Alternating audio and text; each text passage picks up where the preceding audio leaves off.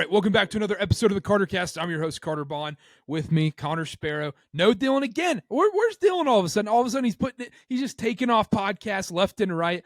All of a sudden, the Titans, they're not very good. Ohio State's good. Michigan hasn't played anybody in the country. He's just not here to answer questions anymore. He's just being a coward, I guess. Some are saying. And also, before you get into it, I have a little bone to pick with him. Okay, let's hear it. He went to the Titans Colts game. Shout out Dylan's mom. Happy birthday. Tighten up. I like the Titans in that game. Dylan was celebrating at the very end when Tannehill threw a game-deciding pick. Yeah, that was the article pick, if I remember correctly. His Action Network article that he wrote. It's one thing to make a pick for your hometown team like that, but a game-sealing interception, I don't know if I'd be celebrating that. And he was celebrating like they were winning, and you're wearing a Titans jersey. I don't know. Bad look. I bet he got some side eyes. I bet there was some side eyes from other sections when that happened. Okay, so today, NFL, college football, like normal, parlay picks, the whole 9 yards. We'll do a little bit different today. Less game coverage, more topics. And then the other thing is we have to start off. We're going to do NFL, then parlay, topics, parlays, whatever, college football. But we got to start off the punishment bet. I haven't been able to get my punishment bet in. I even had to do a solo episode. That may have been my punishment because I didn't want to hear myself talk for 45 minutes. That was brutal enough. But I need to get this punishment bet solved, and I'm going to just put out some feelers out there, and I'm just going to let you decide. We don't need Dylan here to do this. I need this done because my picks on the parlays have been kind of money, but my picks, every day NFL, the grind, you go into war every day picks have been very, very, very bad. It's not been good for the anytime touchdown plays over here in Camp Carter. So my first one was I pay for your parlays this week. So all the podcast parlays, I pay for them for you. Okay, I don't hate that one. That's always a good option. Because I think that's fair. It's a quick burn. It sucks, but I think that's a fair one because then also someone in here hasn't won a parlay pick in probably 10 years. Not in here. He's somewhere no one knows where, but in this show, a certain guest on this show. Yeah. Also, Grant will be back next week just for the people. Oh, very nice. Know. But that's the only one I had really I was just going to pay for your parlays this week, all three of them. I think that's fine with me. How much are we talking here? Like a unit, like $10, $5? What are we thinking for each one? Oh, I was going to do 1 unit per play. Okay. For sure. So, yeah. Well, us low rollers, like me, like a unit's $10, but for, the CarterCast host over here, what's the unit? Do you like 100, couple hundred? What's going on? I usually roll around 50 grand units, 50 Gs, 100 G units, Yeah, and then you charge people per month for your picks, right? You make you subscribe and, give them out. Yeah, of course. Yeah, dude, this is how we do it here, dude. Let's get this solved right now. I need this curse lifted off of me because I was going to say bad. The punishment bet curse card, that's nothing to mess around with. Clearly, you're a good gambler, you make good picks, but with something like that hanging over your head, how are you supposed to be successful? You've been shackled. It's time to take the chains off, Carter. All right, here we go. Check your phone. Oh my gosh. There we go. That much? Yeah. I think that's it. That's fair. That'll more than cover it. Oh my gosh. Yeah. So I think that's fair. I have to get the curse lifted off. Put in a tip for the dealer too. I paid my price. The good karma's back. After that Notre Dame cover, that miraculous cover that I predicted, you know what? You've gotten rid of it. You've cleansed yourself. You've gone through the juice cleanse. You're good. I'm hereby lifting the punishment bet karma from you, Carter. Russell Wilson first touchdown tomorrow. Anyhow, let's start in the NFL now. Let's do it. Now that that's done. Game's in Cincinnati. Cincinnati minus 2.5. Over under 45 in this game. Cincinnati seems like they're back. They played Arizona. They won 34-20. Joe Burrow looked great. Jamar Chase, that was a vintage Jamar Chase game. The Seahawks coming off a bye. This is just I think this is going to be the fun game that's littered all over your red zone on Sunday. Yeah, I think that's a fair point. I will say, you mentioned the Bengals Cardinals game last week. They did win by 14, but I feel like that was a little, I feel like it was closer than that. I know it was 2 scores, but it felt like the Cardinals were just hanging around all the time. But I I'm also not think that's buying it. just the Cardinals. I also That like is the Cardinals true. are just pesky because even when the only team that I feel like that really put them away was the Niners, and even then in that Niners game, up until like end of the third quarter, they hadn't really put them away yet. It was within like 10 points, and you're like, okay, like Yeah. some weird stuff could happen here, and then the Niners put the nail in the coffin. So I think the Cardinals are just a well coached pesky team. Yeah, I think that's fair. As far as the Seahawks playing in Cincinnati this weekend, I'm not there yet with the Bengals. I can't trust them yet. I'm not buying it. Burrow had a great game against the Cardinals. It's true, but I'm not buying it yet. They're suddenly back. They're suddenly back to Super Bowl contenders after the flubs we saw to start the season, and maybe they are. Maybe Burrow's healthy and Jamar Chase and him are finally on the same page, and they're going to take off from here. I need one more week. I need them to play a really like decent team. The Cardinals are decent, but I need them to play a good playoff caliber team, a decent defense. Seahawks are coming off a bye. T. Higgins might not play for Cincinnati. I need to see Burrow sling the rock a little bit more before I buy into this Bengals team. And that's why I like the Seahawks +3 this week. If you can get them with the 3, with the field goal, I think that's worth the play until the Bengals prove that they're officially back against playoff caliber teams. I'm taking the Seahawks this week. I'm going to stay away from the spread. We talked about it before the show. I'm on the over here. I like over 45 in this game. I think we're going to just see the stars come out in this game. I think we're going to see it's going to be a Jamar Chase, DK Metcalf battle in this game. I think there's going to be each quarterback's going to throw for over 300 yards, dice up the defenses. I am worried about the weather in Cincinnati. It looks like it's supposed to rain, but I think this is just a lot of points in this game. I'm not a real believer in either of these teams. I like all the reasons you mentioned about the Cincinnati Bengals. That's why I'm skeptical because we really haven't seen it fully yet. But seeing Joe Burrow be his normal self is what I really needed to see. Like, yes, Yeah. the defense it got a little bit of holes still. You know, the running game really hasn't established itself yet. But seeing Joe Burrow play the way he can, that's what I really need to see because then that opens up every other avenue of the offense as well. With the Seahawks coming off the bye, that's why I like them in this game. I agree with you there. I'm just going to take the over 45 seems like reasonable now. I think this game feels 28-24 to me. That weather doesn't scare you at all because you remember week 1 when they played Cleveland, when Cincinnati and Cleveland played, it was a slugfest. And it was like, the 25 points. But that Cleveland stadium's like right next to the water. Cleveland is just destined for just the worst weather in the NFL. Like, it doesn't matter. It could be September, December, November, October. No matter what, it's just the worst weather in the NFL. Cleveland catching some strays here tonight, Carter. Come on now. PJ Walker, shout out. I love PJ Walker. Yeah, they're gonna catch a storm this weekend. Let's talk Bucs Lions. This game's in Tampa. Lions are favored by 3, over under 44. I'll let you start off in this one. Yep. So you mentioned it. They're in Tampa. I'm not buying it on the Bucs. We talked about this the last time I was on about are the Buccaneers for real? And I know they've won some pretty good games this year. Baker's looked like a competent quarterback. I'm not in. I'm not in on the Buccaneers, Carter. Still, here we are in week 5 or week 6, whatever it is. I don't think they're for real. Mike Evans is questionable. I think Amon-Ra St. Brown and Jahmyr Gibbs are on track to play. I know Amon-Ra practices today in limited capacity. The Bucs beat a very injured, bad offensive Saints team. They beat a bad Bears team, and they beat a bad Vikings team. Those are the Bucs wins. And then they got throttled by the Eagles, which is the only confident team they've played. The Lions are 4-1. They barely lost to the Seahawks, and I really think they figured it out offensively. They've been taking care of business. They didn't mess around with the lowly Carolina Panthers. Shout out. Didn't mess around with them. I think they figured it out on the offensive end, and I don't think this Tampa Bay Buccaneers team is the real deal. I think they'll scrape their way to 5 or 6 wins, 7 wins, but I think the Lions come in here and pull it out, and I think 3 is way too small of a number, so I love the Lions -3. I like the Lions -3 here too. It's the square pick. It's the easy pick. I like the Lions for every reason you mentioned too. The Lions are, I mentioned it on the recap show this week, they can dominate both sides of the ball. They have an elite defensive line and they have an elite offensive line. Maybe the best offensive line in football right now. Jared Goff does just enough. He's fine. He has plenty of time to throw. We even saw against the Panthers team that, you know, the defense isn't bad in Carolina. Even with guys being injured, it's not bad. And they just got destroyed. Whether that's the offense's fault, putting them in bad field position, whatever, they still got cooked every play. I mean, it wasn't even close. Tampa Bay's obviously better than Carolina. I think that hurts. Ugh. Yeah, I know. It does hurt to say, especially with Baker Mayfield. But I think this is the wake-up call I think this is the wake-up call game where everyone realizes, oh, wait, Tampa isn't that good.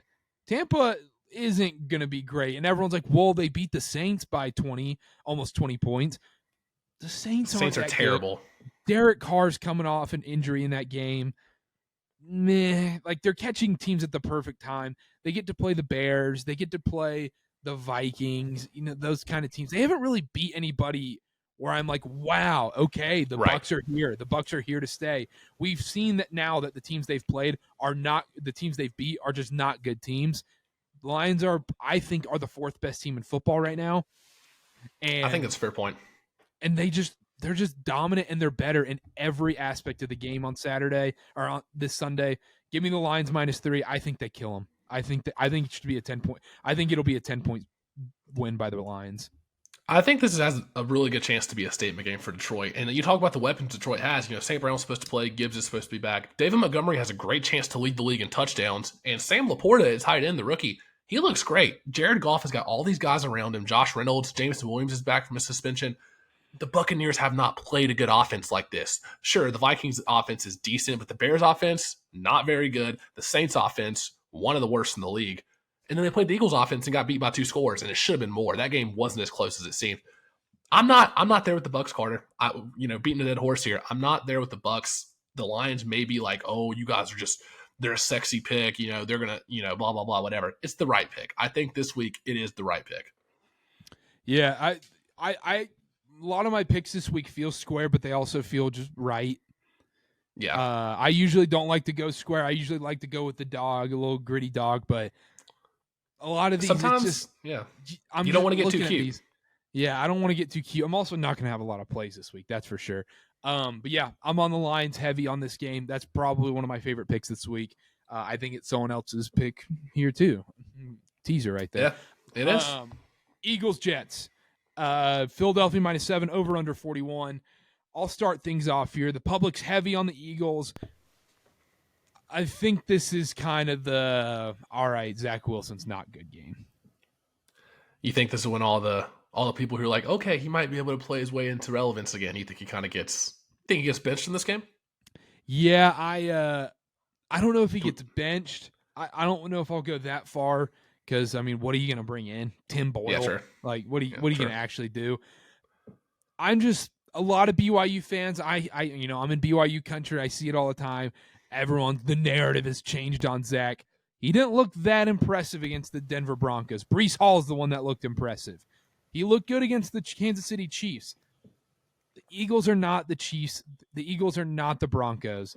Yeah. I think this could be a rout. I think we could be seeing an ugly game, maybe a couple Zach Wilson pick sixes. Elijah Vera Tucker's out for the season. I think that's a very underrated piece for this Jets team going forward. I think this might get ugly in Jets-Eagles.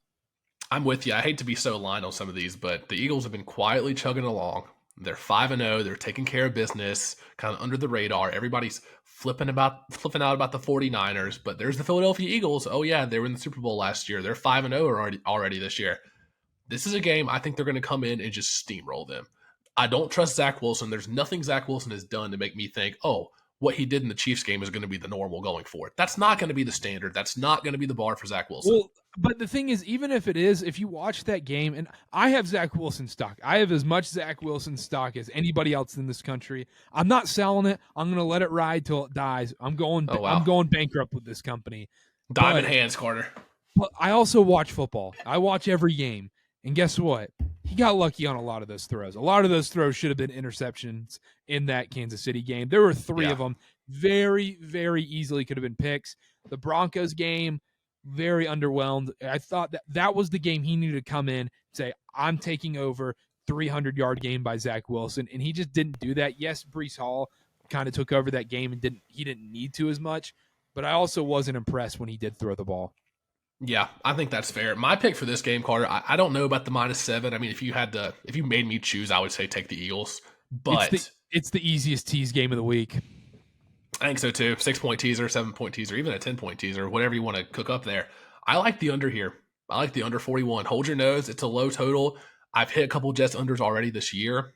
Give me the under 41. I could see this being like a 31-7. 31-6. I was going to say 31-6. 2 field goals. Yeah. Yeah, I could see the Jets getting like a random touchdown in the beginning, and Jets are all hyped up like, oh my gosh, we might beat Philadelphia, and then Jalen Hurts pushes himself into the end zone. We were aligned right there. I like that. Yeah, that was weird. That was weird. But yeah, no, I was gonna say is Zach Wilson back, but not really. No, Not he really. can't be back. I'm sorry, not against this team. Now, if Zach Wilson comes in this game and puts on a performance and he wins this game with his arm, then this podcast is going to get bad because Grant's coming on next week. I'm going to be here, and I might have to buy a Zach Wilson jersey if he comes in and beats Philadelphia as a 7-point dog. That would be insane. Are we betting Zach Wilson anytime touchdown this week? That is the real question. No, we need to switch up the Mormon moneyline parlay. I think I have it for this week, and I think I'll put it out on the show at the end of our NFL time. Okay, I like that little LDS representation there. Yeah. Let's move on. Cowboys Chargers game in LA, Monday Night Football. I know it's far away. It feels so far away. We're recording right now like 10:30 Eastern on Wednesday night. Monday night feels like a month away. Yeah, it does. Cowboys -2.5, over under 51. Chargers coming off a bye. Dallas coming off that horrendous Sunday Night Football game against the Niners. Bad taste in their mouth. Leighton Vander Esch out for the season. Diggs, obviously, he's been out for the season. The Chargers, no Mike Williams, obviously. They've looked very, very bad this year. This is a kitchen sink game. This is a kitchen sink game for both teams. I'm going to start with this. I don't feel confident on either side here as far as the spread goes because think about this. The spread could easily, at the end of the game, be ruined by some boneheaded decision. We've seen Brandon Staley pretty much beg to be fired, especially at the end of that Minnesota Vikings game. He's made a couple boneheaded decisions already this year. But then, what about a Dak interception late? What about a mistake late in the game by Dak? So it's going to be a battle of Brandon Staley versus Dak to see who can screw up the spread or make a dumb boneheaded play at the very end of the game. I think either way, it ends in a disaster. It just feels like one of those games where whatever side you're on, whatever money line you pick or spread you pick, -2.5, you're going to end up on the wrong side. So my advice would be just to not take it. Do not take the spread. I also think after this game, I think the losing coach is going to be the one that's talked about more. And I don't think no matter what happens, whether it's a blowout, whether it's a close loss, I think the losing coach is going to be the number one topic on every talk show Tuesday morning. Brandon Staley should be fired if they lose. Mike McCarthy, is he the guy? Should he be fired? Especially coming off a humiliating loss in San Francisco. And then if you lose against the Chargers, who are 1-4, that looks very bad, or 1-3, whatever they are. I don't like a spread here either. I don't like an over-under. Okay. I don't like stay away from me. The only thing I would take is Tony Pollard rush yards. Yeah, I think that's fair. I'll give you a little hint though, Carter.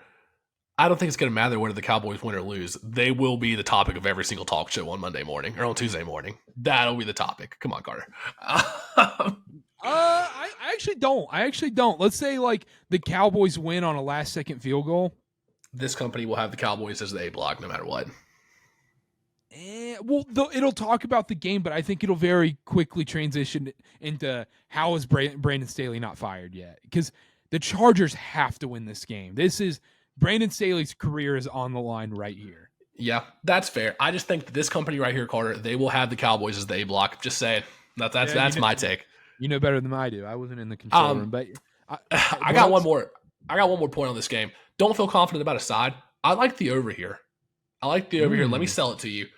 The Chargers have scored at least 24 points in every game this year. I know the Dallas defense is, pretty highly regarded for a good reason. They looked vulnerable against San Francisco. If the one thing the Chargers have, they have weapons. They have the ability to move the ball down the field pretty quickly. There was a ton of chunk yardage plays for Brandon Ayuk when the Niners played the Cowboys. I think Keenan Allen's going to dice up that secondary. He's going to get in those flats. I think he might have 7, 8, 9 receptions. The flip side of that, also Austin Eckler's back. The flip side of that, I expect Tony Pollard to come out gunning. I expect this to be a breakout game for him. The Chargers have given up 93 yards to Alexander Mattison, 79 to Derrick Henry, who looks like he's washed up for the last however long. They also gave up 8 receptions to Josh Jacobs and 5 to Alexander Mattison. So this team allows the running backs to do damage. I love Tony Pollard props this week. He's on my fantasy team, so that's great. I like the over here. I think both teams will be able to push the ball down the field with little resistance. And give me Tony Pollard props. Give me Keenan Allen receptions. That secondary looked very vulnerable by Brandon Ayuk last week. There was so many chunk yardage plays over the middle of the field. And Justin Herbert's better than Brock Purdy as a quarterback. He can gun it more than he can. So I like the over here. It's a pretty high number for an NFL game, but I do like the over. I don't hate the over either because this Dallas defense is clearly depleted. I mean, injuries have just destroyed them. My two takeaways, and then we'll move on to some NFL segments. Tony Pollard, this has to be a breakout game for him. There's no excuses anymore. If he doesn't come out for at least 100 rushing yards and like 50 receiving yards, he needs to have a big in-your-face fantasy game, big stats game by him. And the other person on the other side of the ball that needs the other team that needs to step up, Quentin Johnson from TCU. He needs to step up and show why he was a first-round pick because he's been non-existent. He has not been open. He has had a couple okay catches so far this season. He needs to step up and be that wide receiver too for the Chargers because without Mike Williams, the focus is going to be all on Keenan Allen. This is his time to step up. And if he doesn't do it now, I'm very concerned about the Chargers offense. And the Chargers are coming off a bye. So that means they've had time to game plan for the Cowboys. They've had time to put in the works. I think Quentin Johnston, he's had that week off to kind of be like, okay, here's how I can get involved.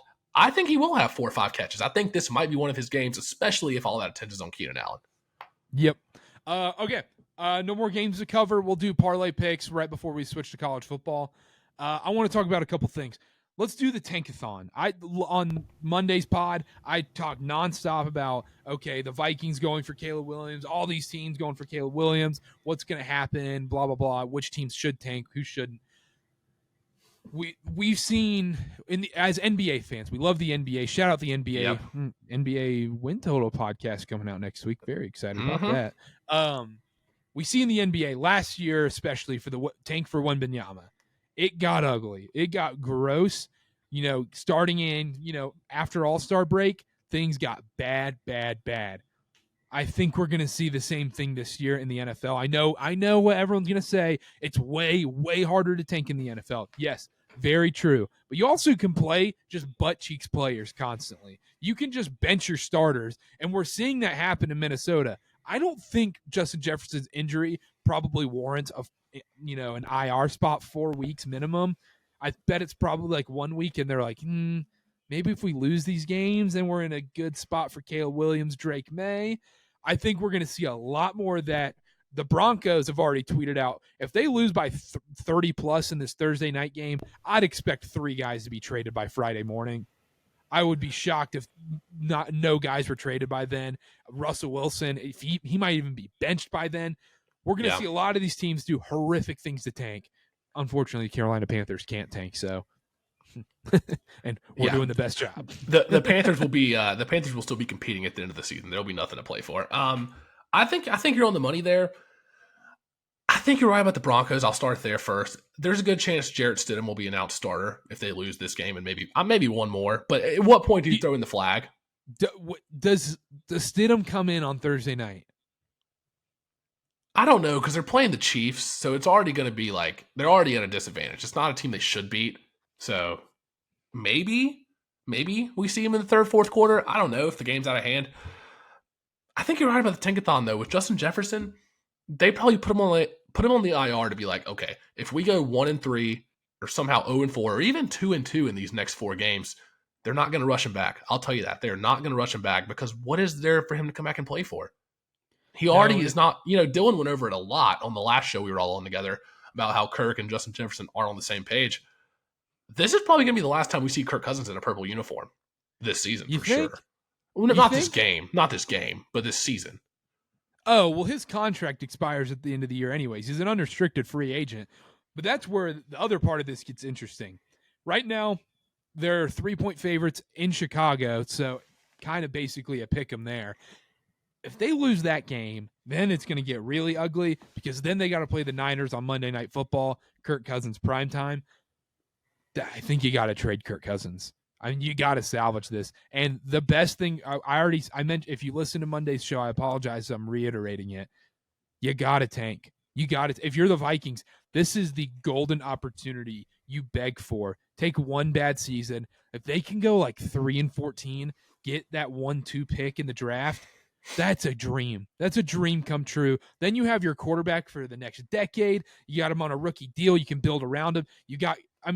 Imagine a rookie quarterback. Think about Bryce Young or even CJ Stroud coming into the league and they get to play with Justin Jefferson, the best wide receiver in football, Jordan Addison, who's awesome, TJ Hawkinson, who's a top 3 tight end in football. It doesn't get much better than that. Yeah, I think you're right.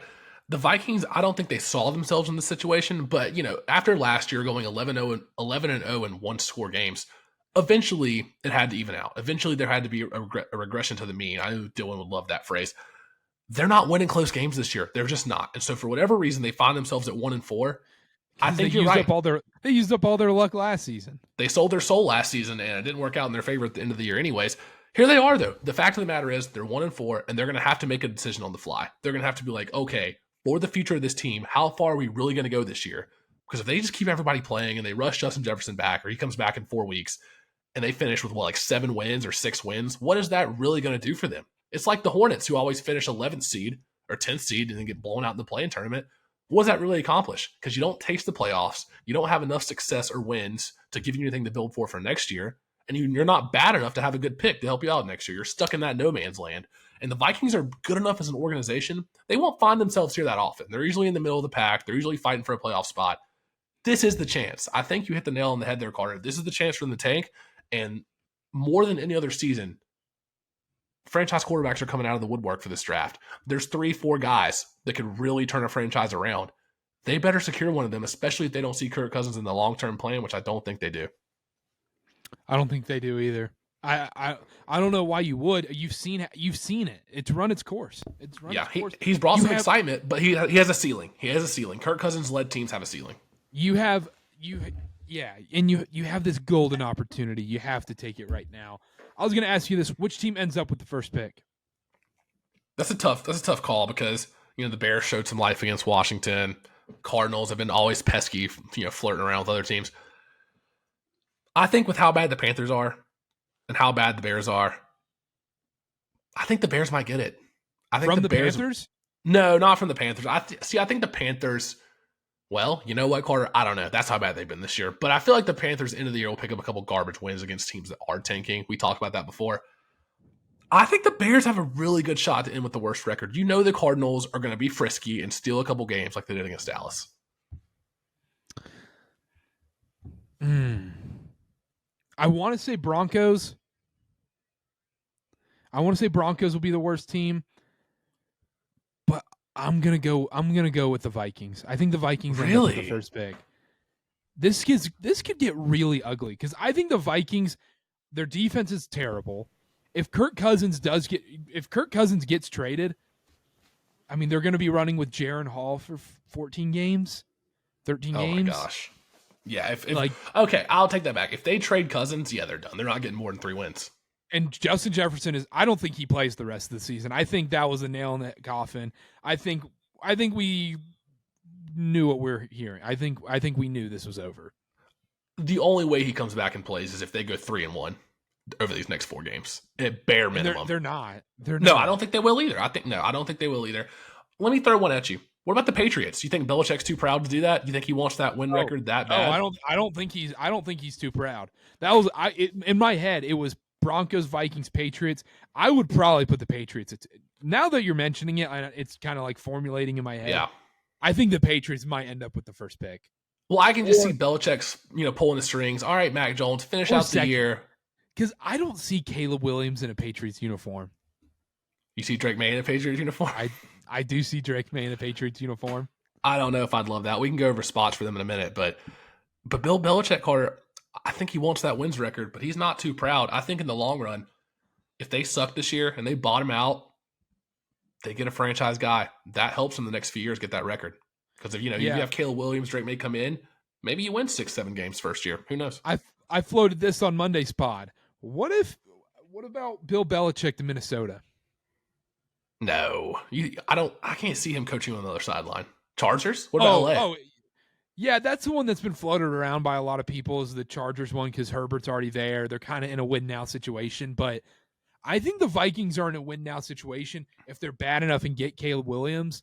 Because if they are, if they are a team that's bad enough to get the first pick, I would assume Kevin O'Connell gets fired, right? I don't know. This is only a second year. He went 13-4 last year, and then you go 3-14 this year, just the complete opposite. See, that's the thing. I If think you're he has that bad, if you're he has that bad, but he has a long enough leash. If the organization decides to go in a direction where they lose 3 games, it's because they did it on purpose. It's because they said, okay, let's trade Kirk Cousins. Let's keep Jefferson benched on the sideline with a phantom injury. Let's keep all these guys out and try to bottom out for a franchise guy. That's not really O'Connell's decision, I don't think. That's more like an upper management owner type thing where it's like, okay, let's bottom out for these guys. I don't think the blame could be put on O'Connell. I think he would at least have one more year. what if Bill's in the picture? Bill's like, I'll come to Minnesota. Then you got to take it. I think you have to. I don't know, though. But the thing with Belichick, Patriots suck this year. They suck. Yeah. So what if he goes somewhere else and they suck even more? O'Connell went 13-4 last year. You're not going to turn away that many Super Bowls and guy that's been there.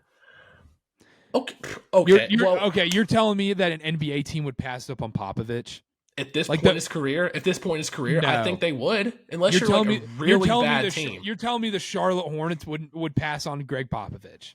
Okay, but Steve Clifford's a worse coach than Kevin O'Connell is for the Vikings. Let's switch it up then. Let's go Indiana Pacers. No, I don't think they take Popovich. If they were in a situation where they had a big star coming in and they're like, we can win a title, we get a guy that's won championships, he's been there, I think you take that. It depends on how much confidence they have in the current coach and like how long they think he's going to be there. And that's the other thing. If the season goes really south and things are looking really bleak and you're like, oh, man, we can get this guy in here. We can get a proven guy, one of the greatest coaches of all time to come in here, build a great culture here with a star guy like Caleb Williams. I think you have to say yes there. But how many years are you getting out of Belichick? 3 or 4 max? And he hasn't had a proven history of success in the last couple of years. Like, I know all the greatness in the Super Bowls, but the last couple of years, that's a sour taste. Yeah, but that's just and it might just because of a bad quarterback. Yeah, now that is an elite quarterback. So that's the other thing. We're kind of splitting hairs there. Let's talk about this real quick. Best landing spot for Caleb Williams. You want me to go first? Sure. I had an interesting one here. Bear with me here. I said the Raiders. I said the Las Vegas Raiders. Oh, Dylan's going to cry himself to sleep. Dylan, Raiders fanboy over there. He's going to cry himself to sleep hearing this. Well, here's the thing. They have a true number 1 wide receiver, Devontae Adams. He's locked up. 5 years, $140 million contract signed last year. He's locked up long term. NFL rushing leader Josh Jacobs. He's only on a 1-year deal. He might be gone after this year. It makes the most sense. Now, here's my scenario, Carter. This team makes the most sense if Caleb Williams decides to forego the draft this year, return to USC 1 more year, get that NIL money, kind of, get a better situation, avoid some of these bottom tier teams like a New England or like a Chicago or like an Arizona. Go back to USC for 1 more year, get that NIL money, then he can go to Las Vegas, then he can go to the Raiders. Josh McDaniel would surely be gone after next year. Fresh start, fresh coach.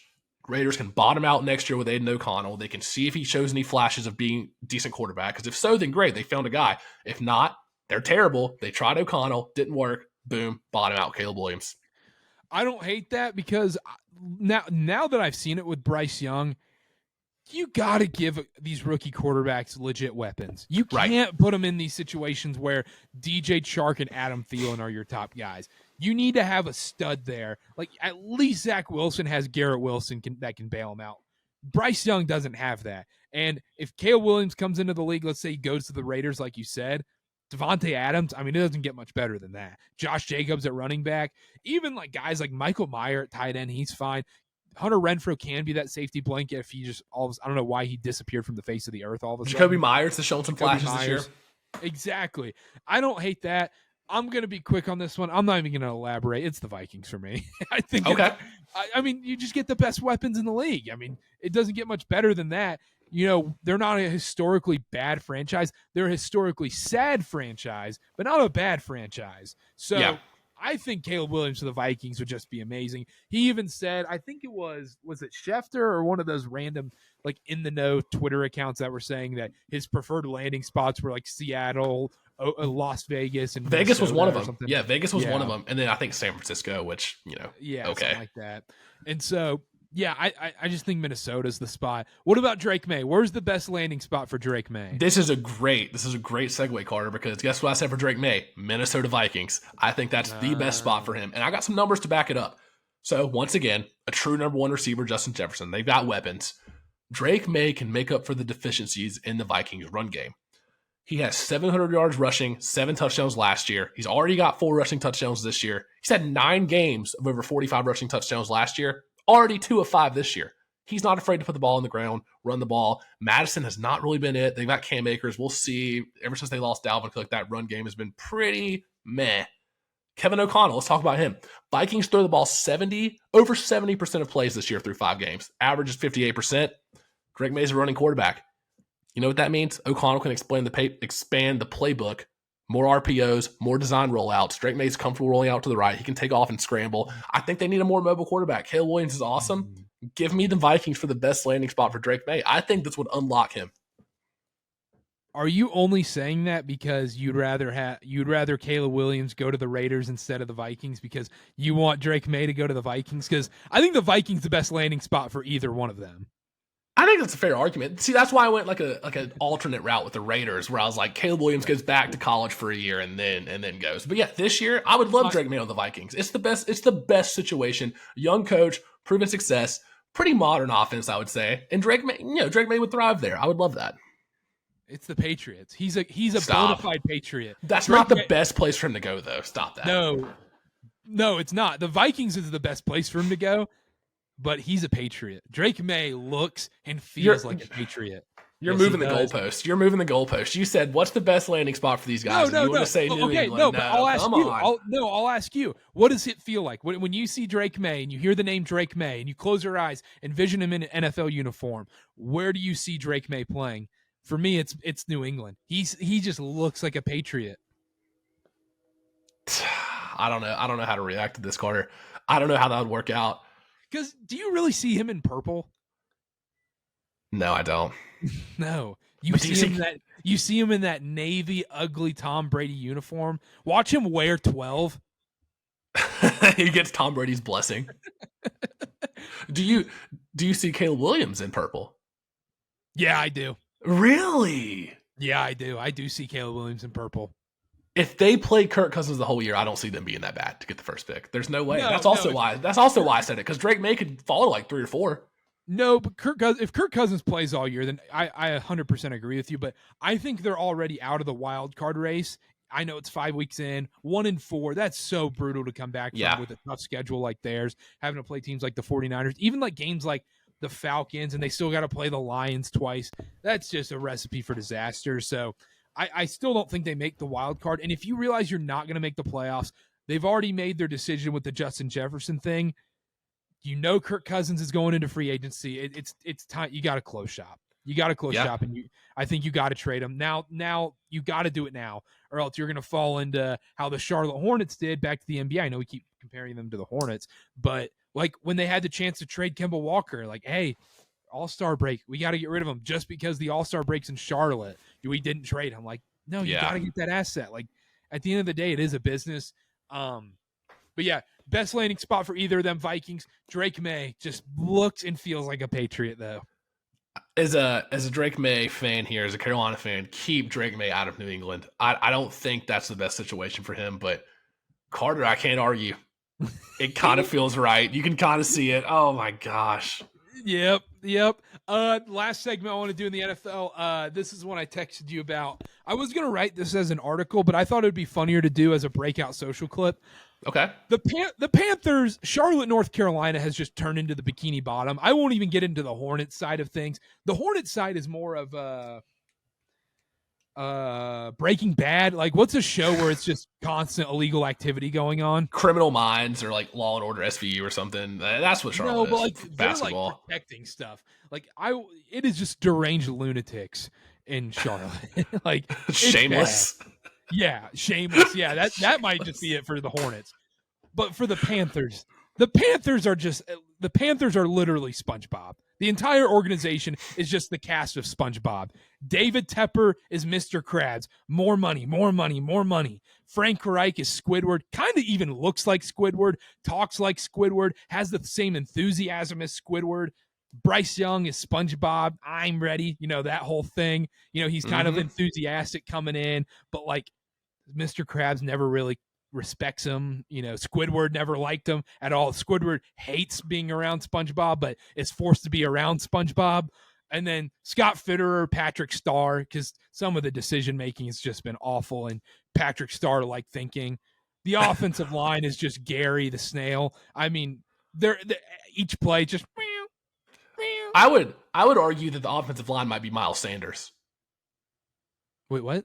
I would argue that the Gary the Snail might be Miles Sanders. Oh, okay. I said the offensive line is Gary just because when that Bryce Young late hit happened and they just don't move, they just don't care. Yeah. And they just move slow as snails. They don't do anything to move the needle. Gary doesn't move because he's a snail.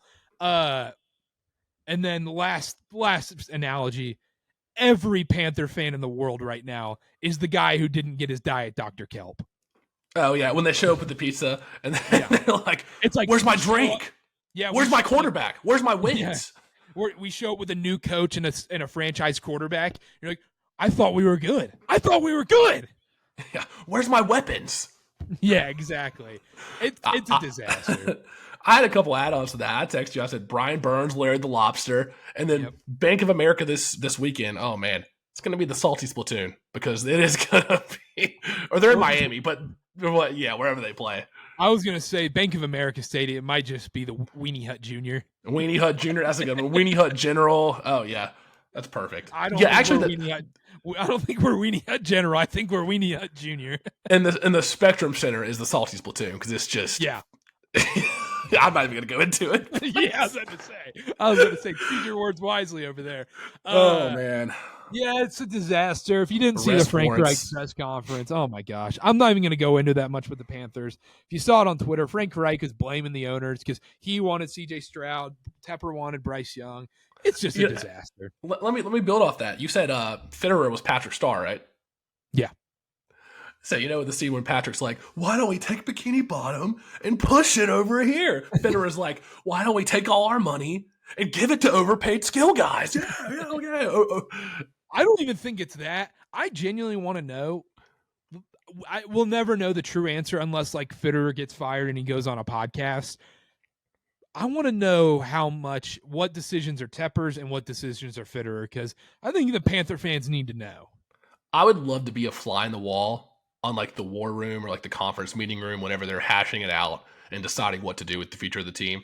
Who really makes those calls and like what people are expected for which calls and how do things get decided? Like, especially the whole Bryce Young, CJ Stroud thing. How do they really iron it out with Frank Reich? Like, I would love to be a fly on the wall. And I also, my last thing, and then I don't want to talk about the Panthers anymore because it makes me sad. I'm starting to feel bad for Matt Rule. I am. Stop, Carter. That's too far. I already feel terrible for Steve Wilkes, but I'm feeling bad for Matt Rule because it's starting to come out that maybe Tepper was way more involved than we initially thought. I can't. I'm not there yet. I'm glad you have some sympathy. I'm gonna have to wait till some more information comes out. It's like 2%. Yeah. It's like you're down. You're doing an update on your phone or whatever. And it's at like 2%. We're not close. We're not far, but a little bit of sympathy there. Let's move on. Let's do college football. Or do you want to take a break? No, I'm good. Let's roll. I've got my herbal tea.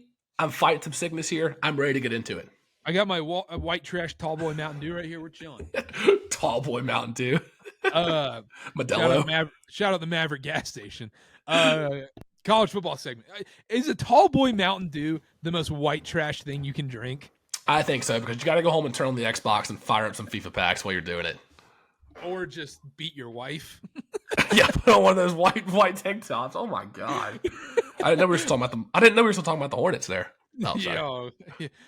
Does this get cut out? Maybe there is an arrest. There is an arrest warrant out for Miles Bridges as of like an hour ago. All right, let's do college football right now. Oregon, Washington, game of the week. So excited about this one. I think this is why Dylan didn't come on the podcast today because he didn't want to talk about the Pac-12 being good because the Pac-12 is the best conference in football right now. They are the deepest conference. They are very top-heavy too, and you can say their bottom stinks, but dude, every conference bottom stinks. They're middle of the conference. The Oregon States, the UCLA, the Utah's even at the middle of the conference. Colorado, legit teams. Dylan's missing out because skipped out because he doesn't want to face the music of the Pac-12 being the best conference. What I'm hearing is the conductor showed up. He bought your tickets. Where's the orchestra? Isn't that right? Mm-hmm. Yep, that's the analogy I heard. Yep. Oregon, Washington. Washington -3 games in Washington. Over under 67, 67.5, depending on your book. Connor, I'll let you start. I'll be quick here. I took the over. Over 67, 67.5, whatever you get it at. Both offenses can put up points quickly. Washington has had trouble stopping the run. I think Bucky Irving's going to have a huge day for Oregon out of the backfield. Everyone loves Michael Penix right now. Everybody's high on him. I'm avoiding that hype. I'm also taking Oregon +3, +3.5, whatever you get it at. So I like Oregon spread and the over. Washington hasn't played anyone yet. Oregon has a quality win against Texas Tech, and they didn't play down to their competition in Colorado. They took care of business. No questions unanswered against Colorado. I like that about a team when they don't play with their food. Who has Washington played so far? I like Oregon here, and I like the over. Washington hasn't played anybody. Oregon has, and you can say, oh, Texas Tech isn't very good. Winning at Lubbock in prime time is very, very hard. I don't care who the quarterback was. Game ripped my heart out because screw Texas Tech in that last pick six. Oh, my God. That set the tone for the season. Yeah, it did. You still go down to Lubbock, though, and you win a game on prime time. Crazy night, week 2 at Texas Tech. They've done it. They've won the big games. The whole world was watching that Colorado game. They took care of business, like you said. Everybody was watching that Texas Tech game. They went in and took care of business. The other thing about this is Washington, yes, they haven't played anybody, and their defense hasn't stopped anybody at the same time. Exactly. Oregon's defense has stopped the Colorados of the world. They can get those stops. The Oregon defense is an average defense in college football. The Washington defense is not even average. They are around probably the 100th out of 129 defense in college football. They can't run the ball very well. They're 101st in their running offense. They are super pass heavy. I think they're very one-dimensional. I think that's where they're going to struggle in this game. Oregon can run the ball. They're top 20 in running. They're top 20 in passing. I think Oregon's going to dominate this game. I like Oregon money line straight up. I'm going to take Oregon +3 in this game. I like the over, but I like Oregon +3 even more. I think this is the right time to fade Washington. I really do. Michael Penix hype right now. Have you seen all this? It's Heisman talk. Is he a top 3 quarterback in the first round next year? And blah, blah, blah, this and that. This is the time to sell high. We hit on this when we picked the Bills against the Dolphins. All this hype, all these awards talk, this is the time to sell. This is the low point. And Penix will bounce back. He's a great player. They'll be fine this year. This is when you bet against Washington is this week. I see it with them. I get it, but I just don't think their defense is going to be able to stop prolific offenses like USC and like Oregon, and that's where you're going to get caught in trouble. You got to have a decent defense. Offensively, they're fairly similar stat-wise. Washington can pass the ball a little bit better. Oregon can run the ball way better, and also the defense is flat out better at Oregon. If you look at all the stats and everything, you're going to see the same thing. Oregon is better in almost every statistical category except passing yards. Give me Oregon in this game. I like Oregon big. Yep. Yeah, that last thing I'll say on this, Bucky Irving for Oregon is going to have a huge day. There's going to be multiple 20, 30-yard runs. I mean, can't you just see him break one up the sideline to break the game open by 3 scores? Like, I think he's going to have a huge day, probably 20 carries, 150 yards. Bookmark that. I think it's going to be a huge day against this Washington defense. Let's talk about USC Notre Dame. Games in South Bend. Oh, Notre baby. Dame -2.5. Over under 60.5. I'll let you start. When I first saw this line, it kind of caught me off guard. Because I'm thinking Notre Dame 2 losses, USC undefeated, unquestionably the best quarterback in college football. You hear that, Dylan? Best quarterback in college football, even from a Drake May guy. Notre Dame's favored by, what is it, 3, 2.5 now? Caught me off guard. I thought with the Caleb Williams hype, I thought maybe USC would be favored, maybe you pick them. The USC defense can't stop a parked car. If Notre Dame can have long, time-draining drives that can kill the clock, keep Caleb Williams on the sideline for extended stretches, they'll be in good shape. USC let up 41 to Arizona, 41 to Colorado, 28 to Arizona State. But you know what? They were shootouts, and they won all those games. Notre Dame doesn't want to do that. They want to keep those slow, methodical drives, keep Caleb Williams off the field. They need to control time of possession, not turn it into a shootout. I'm leaning Notre Dame -2.5. It's up to 3 in some places. I would also lean the under, but I can't bet on Notre Dame to stop Caleb Williams, and I can't bet on the USC defense to stop anyone. So I'm staying off the total. But I like Notre Dame in this game. I know you're going to come back with me here, but that's what I like. I was higher on USC earlier in the day and yesterday when I was doing my prep for the show. I'm still leaning USC. I'm still leaning USC in this one. One, you're giving me the points. This Notre Dame offense really hasn't done it against anybody outside of really, really bad teams like against Navy, or I think they played like UT Martin or something. Like, that's the only times I've really seen this offense do that. They play against Louisville. They play against Duke. The offense was awful in those games. It was terrible. Yeah, but is USC defense any better than UT Martin's? Fair. This game, but the big reason I'm kind of holding myself back is it's not quite my rule of, because Notre Dame isn't ranked, but the undefeated team going against the 2-loss team, like you mentioned, the home team is favored, the 2-loss team is favored. That makes me always like that team, the team that's exactly has 2 losses and that's favored. I do like that, but the other thing is, let's say USC goes up 14-0. Do you really see Notre Dame coming back in this game? No, I don't. That's when Notre Dame has to score first. They have to, like I said, they have to control time of possession. Estimate's got to have 25 carries for 120 yards. They can't let Caleb Williams get on the field, dot him up, go up 2 scores, because you're right. That's too deep of a hole, and they won't come back. And I also think this is going to sound silly. I think whoever scores first wins this game. I think whoever scores first dictates the pace of the game and therefore wins the game. I think that's not a bad take at all. Out of all the games we've covered today, this is the one where that would be true. Yeah, because let's say Caleb Williams starts off the game with a 70-yard pass down to Dorian Singer for a touchdown. And then you're Notre Dame, you're like, oh, crap, we have to score here. There is no ifs, ands, or buts. Then you maybe call plays to make Sam Hartman force the ball. You have to run your offense. They got to play slow, methodical football, like you mentioned. I'm leaning USC, not an official play yet. I think it'll turn into me taking USC. Also, the forbidden rule is don't take college football teasers. I mean, if you can get USC at +10, I don't hate that. I don't see a way how they lose by more than double digits. Yeah, if Notre Dame does come out on top, it's going to be a lower scoring game. It's going to be a tighter game. It's not going to be one of those shootout blowout games. But if USC comes out on top, this game could be, I don't know, 42-39, like something weird like that. Like USC has a worse defense than Kansas.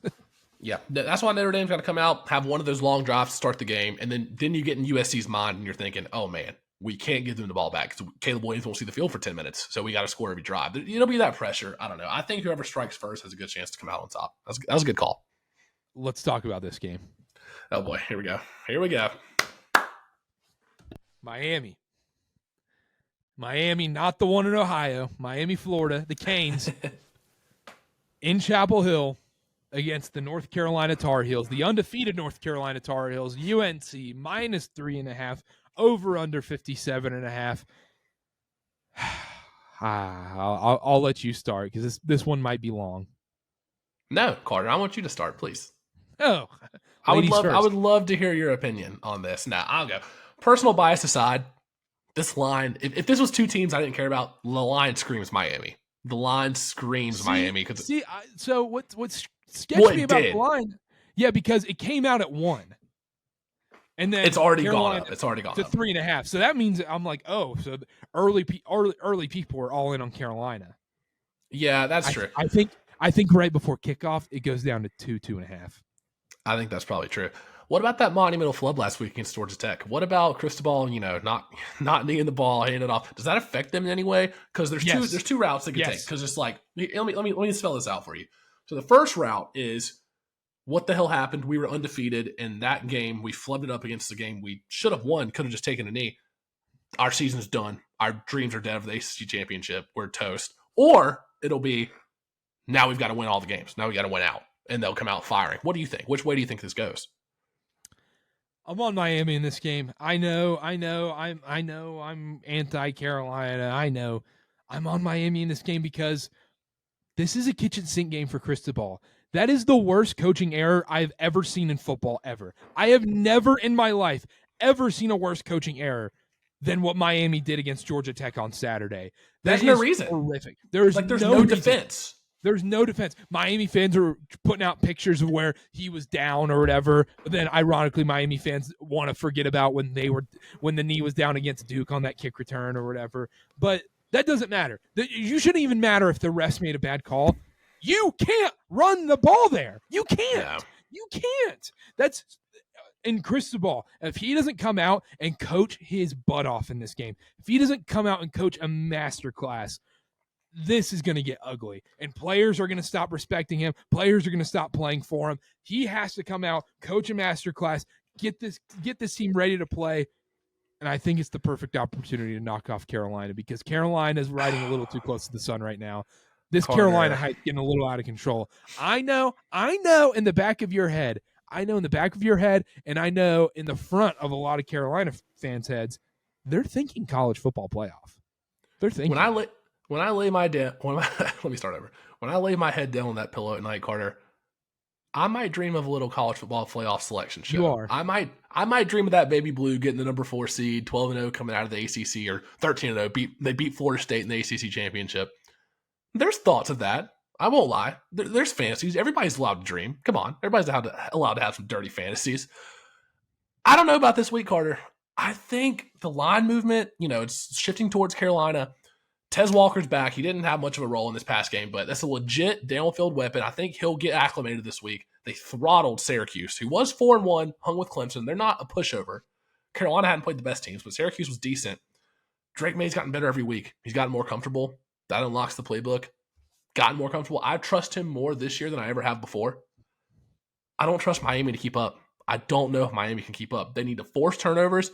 They need red zone turnovers. They need 2 picks from Drake May because Drake May has 2 games already. Drake May has 2 games with 2 picks already. Miami has to turn Carolina over. They're not going to keep up. That's the only way. I'm leaning UNC minus 3.5. I mean, I'm curious to see what the line shifts to before kickoff. I'm so shocked. Holy How can crap. you not? You're betting UNC minus 3.5? I'm not betting it. I've not bet Carolina that much this year, and they've actually covered 4 of the 5 games. But I don't see how you don't. Unless Miami gets those turnovers and stops, they're not going to keep up. I don't see it keep up. Miami first half might not be a bad play. How can they not keep up, though? Like, this offense is good. Just because Carolina's defense is not a pushover. Neither is Miami's. I don't know, but Drake May is better than Van Dyke, and I trust Carolina's offense against that defense more than I trust Miami and Van Dyke against Carolina's defense. I don't think Carolina's defense is good. You guys have not played anybody. And guess what? Who have you guys played? App State, powerhouse. And how many points did you give up to App State? That was a one-time thing. We held Minnesota in check. A one-time thing. South Carolina was a good team. 34 points. South Carolina is not a good team. You gave up coming into week 1. They were. Gave up Pitt's 24 good. to Pitt. Pitt's fine. Pitt's the worst team. Pitt's the worst team in the ACC. Carolina won that game comfortably. Multiple possession game. That's all I know. Against the worst team in the ACC. They'll be fine. I really do think Carolina's going to be fine this week. Maybe besides those teams at the bottom of the Big Ten, maybe the worst team in Power 5 football. I can't argue that. You know what? You play who's in front of you. And yeah, and they're gonna have to lose to Miami on Saturday. I think okay, all right. I honestly would feel more comfortable if this game for Carolina if this game was in Miami. Carolina weirdly plays good in Miami. Yeah. The last time there was a home game in Keenan against Miami is when Daz Newsome caught that back shoulder fade and they barely won with Sam Howell. I think Miami first half might be a decent play here because it's going to be under the lights. Crowd's going to be crazy, undefeated, college football playoff talk, like you mentioned. They might come out flat. Miami might come out and punch them in the mouth, but I think they'll figure it out. And like I said, Drake May's gotten more comfortable, more mature in the pocket every single week. I think they're going to pull it through. Miami will have to turn them over to keep up. That's all I got to say. I'm hopeful. Yeah, I know. The Miami coaching mistake is obviously inexcusable. And look, if Chris Ball doesn't come out, like I said, I think they come out pissed. I think he has those guys. Really? Ready. I think you don't think it's the reverse effect to where the guys are like, how can we trust this dude anymore? He just ruined our season. But I'm going with that. I'm going with the other side of that. But I think that's also true. Like I think it comes out 1 or 2. I don't think they come out just normal, being like, oh, we don't even think about that Georgia Tech game. That's obviously going to be in their mind because every media meeting they're in all week, every press conference, they're going to bring that up all week. So that's all they're going to think about. A potential ruins their season, college football playoff chances, even though, fat chance they were going to make it in, but it ruins their chances. They beat Texas A&M handily. Texas A&M's not a bad team. No, they're not. That was a good win. I wrote that down. That was a good win. Convincing win. So give me Miami with the points in this game. And I like getting the points. I like getting that plus 3.5 because, what if Carolina goes down and kicks a 32-yard field goal to win the game? Yeah, I can see it. It could very well be last team to have the ball. Yeah, I think that's a good point. Last team that has the ball does feel like they're going to win this game. It's going to be an awesome one. Miami UNC It will be a almost good never game. disappoints. It almost Yeah. never disappoints. We need to do a real quick segment, and then we need to do our parlay picks, and then we'll get out of here. Last segment I had, we need to rank our college football teams. So it's kind of a mixed power ranking / college football playoff. I'm going to need your top 4. I'm going to need yours first. You're going to need mine first. Georgia proved to me that they belong. Do we do it in order, or do we do it? I'm fine doing it in order if you want. I'm not going to go in order. I'm just going to give my 4. Okay, give your 4. I'm going to go Georgia. I'm going to go Michigan. I think Michigan is legit. Yes, they have not played anybody. This Michigan team's good. This Michigan team's very, very good. They're very good. Anyhow, Michigan, Georgia. I'm going Oregon. Really? I thought about that. I'm going Oregon because I think Oregon's the best team in the Pac-12. A lot of people are going to say, oh, Washington. We'll find out Saturday who the best team in the Pac-12 is. I think even USC included. Let's say it's kind of a stinker game in Oregon-Washington, which I don't think it will be. But let's say USC comes out and dominates Notre Dame in South Bend. Maybe they're the best Pac-12 team, but I'm going to go with Oregon for now. That's just what I've seen so far. I won't pick Oklahoma. I can't pick Oklahoma in this top. I don't believe in them at all. I want to say, you know how bad I want to say Texas? You kind of have to say Ohio State here. That was my exact conundrum. So real quick, I had Georgia. I had Michigan for sure for the reasons you said. I think they're a good team, even though they've played nobody. Doesn't take away the fact they're a good team. So those 2 for sure. I don't want to put Oklahoma in, and I don't want to put Florida State in. So that leaves me with Oregon. I don't trust Washington because I think they're going to lose to Oregon this week. Don't trust USC. Would love for Carolina to be up there, but not yet. You can't have that conversation yet. So I think you have to go Ohio State. Georgia, Michigan, Ohio State, Oregon. Yeah, I think that's the right. I think that has to be the 4 right now, as of right now. I can't pick Oklahoma. Because we're also seeing how LSU, maybe it wasn't as good as we thought. Florida State should not have won that game against Clemson. Nope. I don't believe in this Ohio State team either. This is the best defense they've had in maybe ever in the last 20 years, maybe. But the offense just really isn't there, which is kind of surprising. But I'm still going to put them at 4 right now. I don't believe in this Oklahoma team. Oklahoma's going to get upset in the grossest and ugliest Big 12 game. It's going to be like in 2 weeks, the first week in November, and all Baylor of a sudden Oklahoma's down to they're losing to, I don't know, like a UCF. All of a sudden, you're like, what is happening in Norman right now? Like, why are they losing? They're a college football playoff team. Turns out they're not. I'm not a Dylan Gabriel believer. I'm not. I watched the entire Texas game. Quick recap on that game. Everything had to go Oklahoma's way for that game for them to win. The 3 turnovers dictated that game. One of that dumb pick that Quinn Ewers had at the end that popped up. That doesn't happen. Texas easily wins that game. I thought Texas played one of their worst football games of the year, and Oklahoma played the absolute peak they could ever play at. 9 times out of 10, I think Texas wins that game. Yeah. I think you're spot on. I think in terms of talent, team that deserves to be there. I think Texas is in the conversation for sure. I think Alabama's sneaky back in the conversation. I don't think they're going to actually make it. I don't believe in Alabama personally, but they're in the conversation. There's a chance that 3 ACC teams could go 12-0. It's not going to happen, but there's a chance. Louisville, Florida State, and UNC are all undefeated, and none of them play each other. So let's say it comes down to the end of the season. They're all 12-0. Carolina could be 12-0 and not even make the ACC title game, and they won't make the college football playoff. That's a real scenario. Do you know how bad that would hurt me as a human being? I honestly want that. I think that would be funnier than Carolina going 1-11 in a year, than Carolina going 12-0 and they have to go play in like the Sugar Bowl. Do you know how much this fan base would flip out? That would be Chapel Hill would be on fire.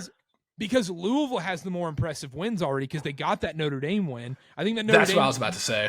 Yeah, that Notre Dame win's going to be the difference. They play similar teams. They play unless Notre Dame loses this weekend and they have 3 losses. I mean, 9-3 Notre Dame looks better than what Carolina's played outside of that. They play the same teams that Carolina plays, plus the Notre Dame. That Notre Dame win would probably put them above than a South Carolina win or a Pitt win or an App State win. So you cut out for a second there, but you're talking about Carolina's schedule, right? Yeah. Miami's ranked 25th this week. That'd be a win. Duke's ranked. Clemson's a good team. I don't know. Carolina's schedule doesn't help them out in that scenario. If there's 3 12-0 ACC teams, I think you're right. And that would be heartbreaking. Carolina would be the odd man out, and they would be a 12-0 team. They would just be Boise State and just get sent to the Sugar Bowl. Like, have fun at your New Year's Day Bowl. You thought the fan base and Mac Brown and Gushwitz and everybody was like talking about the Tez Walker situation and talking about all that, like writing into the NCAA, all those statements. You thought that was bad? Let Carolina go undefeated and not make the ACC championship game or not make the playoff. Let that happen, and then you'll really see. I think Chapel Hill would literally just explode. I think the other funniest scenario would be Carolina's 11-0, and they are riding so high. They're like number 5 in the country, and State wins. Then they lose to NC State Thanksgiving weekend. The thing is, that's the most likely scenario in my head. Beat Clemson, beat Duke. We're like, oh my God, this is the year Drake May Heisman. This is the year, and then go into State and lose. If Riley Leonard's playing against Carolina, Duke's winning that game. Or guess what? Miami's winning this weekend in Chapel Hill. But let's talk about parlay picks, and then let's bounce out of here. Parlay picks. We'll start with college football. We'll do NFL anytime touchdown, and I'll give my Mormon moneyline parlay. Okay. Let's start off college football. Dylan, he's not here, but he submitted Oregon moneyline. Love that pick. Connor, what's your pick? I hate doing this, Carter. Talked about it before the show. I hate doing 2 picks in the same game, but I like it too much. Oregon, Washington over 67. That's going to be my play. For all the reasons I mentioned in the game preview, Washington can't stop anybody. Run defense sucks. I think it's going to be an exciting shootout game. They can hang with each other. Penix, Bo Nix, 2 good quarterbacks. Give me the over. I'm going BYU TCU over 52.5. Soak till they croak, baby. BYU TCU. Oh, wow. I'm going over 52.5. BYU, well, inside BYU football, multiple defenders out this week. They were supposed to play, just came out in practice, said they're not going to play. I don't know if one of the running backs is going to play. The wide receiver coming off an injury. Could be weird. The line's weird. BYU's a 6-point dog, even though TCU's starting quarterback is out and they're playing a backup, and the line keeps moving towards TCU. I kind of want to stay away from that. Just give me the over. There's going to be points in this game. I don't think either defense is stellar by any means. I think they're both below average defenses, if we're being honest. Give me over 52.5. College football parlay. Oregon money line. Oregon, Washington State over 67. BYU TCU over 52.5. And then NFL, I'm going Seahawks Bengals over 45. I like that play. You know, you're putting Dylan in hell right now. 2 overs in the college football parlay too. You're putting him in hell. He's putting me in hell with his picks. That is fair. Wait till his anytime touchdown pick. My pick for NFL parlay, give me the Lions -3. We talked about it earlier. I don't trust the Bucs. Lions are getting some guys back. I think they've really figured it out. They're a legitimate team in this conference. They have a chance to go pretty far. Don't trust the Bucs. Give me the Lions -3. Dylan, Bears Vikings under 44.5. Gross. But how do you feel about that? How do you feel about that, Carter? Just bad defenses. I don't know. You could tell me any scenario in this game. You could tell me the Bears win 42-15, and I would be like, yeah, maybe. If you could tell me the Vikings win 42-15, you could tell me this game ends in a tie. All of those sound reasonable to me. Is this the Caleb Williams Tankathon? Like they fire the gun to start the race or wave the flag. This is the start of it. Whoever loses this game, right? I think the Bears are a more miserable franchise than the Vikings. Yes, they have the 85 Bears bullcrap, but I still think the Bears are a more miserable franchise. And this is like the Bears this is like they screw themselves out of the Caleb Williams pick this game. And this will be the difference at the end of the season, how the Vikings get a higher pick than them.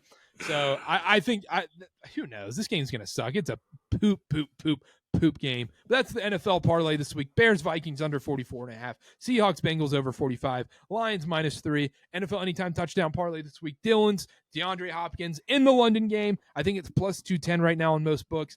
I'm going a little outside the box here. I want to get these plus odds up because we kind of have to chase a little bit. We don't like chasing on this podcast, but kind of have to chase because we haven't hit anything all year. Yeah. So Josh Downs anytime against the Jacksonville Jaguars. I love that. That's going to be plus odds, probably +200 or above. So. It might be like 300 around there. I like that one. Gardner Minshew's definitely like throwing to him. Mine's going to be, I'm going to go back to a familiar face here, Carter. I'm going back to the well on the Rams. Give me Kyron Williams anytime touchdown. They're playing the Cardinals. Simpson chalkboard out. They're playing the Cardinals. The Cardinals have given up 7 rushing touchdowns in 5 games. Kyren Williams has 77 rushing attempts on the season. Backup Ronnie Rivers only has 10 total rushing attempts. Hasn't had a red zone touch all season. So Kyren Williams will be getting the ball 100% of the time in the red zone. Cardinals don't have a good rush defense. Give me Kyren Williams anytime touchdown. Probably going to be like minus, I don't know, 140. Yeah, 120 maybe. It'll be a lot, but it's going to hit. It's going to hit.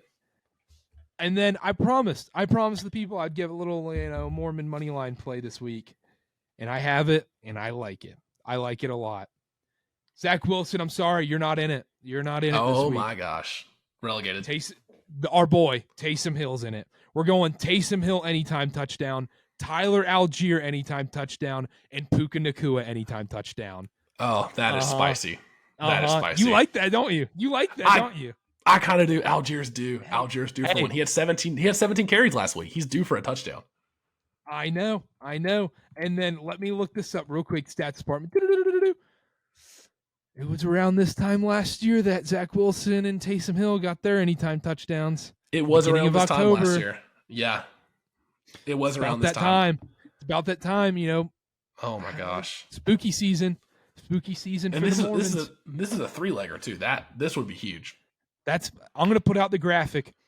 Mormon money line, anytime touchdown parlay, whatever you want to call it. Puka Nacua, Tyler Algier, Taysom Hill.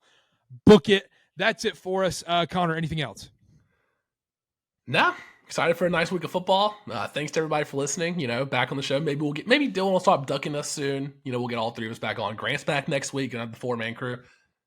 Starting to look up. We're gonna hit a parlay this week. One of these parlays will cash, guaranteed. Guarantee it. I think.